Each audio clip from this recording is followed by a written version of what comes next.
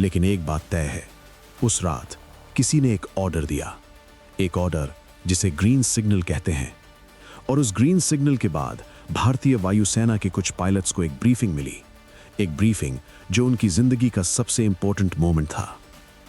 उन पायलट्स ने उस रात अपने फैमिलीज को कॉल नहीं किया, उन्होंने कुछ नहीं कहा, क्योंकि वो जानते थे जो हो रहा है वो इतिहास में दर्ज होगा, भले ही नाम दर्ज ना हो। जो ऑपरेशन प्लान किया गया वो मंथ्स की इंटेलिजेंस गैदरिंग का नतीजा था। रॉ के एजेंट्स ने एलओसी के उस पार के लॉन्च पैड्स की एग्जैक्ट लोकेशंस आइडेंटिफाई की थी।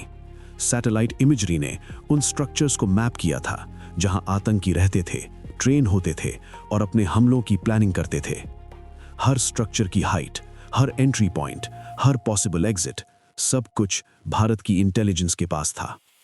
ईलेंट, इलेक्ट्रॉनिक इंटेलिजेंस, ने यह कंफर्म किया था कि उन लोकेशंस पर उस रात मैक्सिमम स्ट्रेंथ थी, यानी ज्यादा से ज्यादा टारगेट्स एक ही जगह पर, एक स्ट्राइक में मैक्सिमम डैमेज पॉसिबल।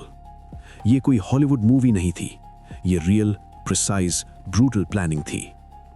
भारतीय वायुसेना के पास उस वक्त एक बेहतरीन आर्सेनल था, मिराज 2000, वो एयरक्राफ्ट जिसने 1999 में कारगिल में पाकिस्तानी पोजीशंस को तबाह किया था।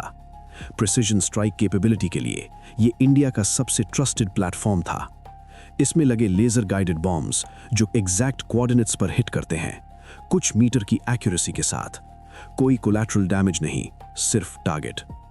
इसके अलावा कुछ एनालिस्ट्स का मानना है कि उस ऑपरेशन में स्टैंड ऑफ वेपन्स भी यूज किए गए, यानी ऐसे वेपन्स जो एयरक्राफ्ट को पाकिस्तानी एयर स्पेस में एंटर किए बिना ही फायर किए जा सकते थे। इसका मतलब भारत ने टेक्निकली पाकिस्तान की सॉवरेंटी वायलेट किए बिना ही उसके आतंकी ढांचे को नष्ट किया। ये वो टेक्नोलॉजी थी जिसके बारे में पाकिस्तान को कोई आइडिया नहीं था, और यही उस रात की सबसे बड़ी ताकत थी।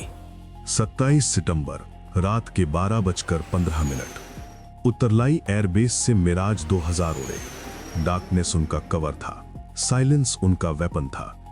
पायलट्स ने अपने हेलमेट्स बांधे, इंस्ट्रूमेंट्स चेक किए और फिर वो आसमान में उठ गए।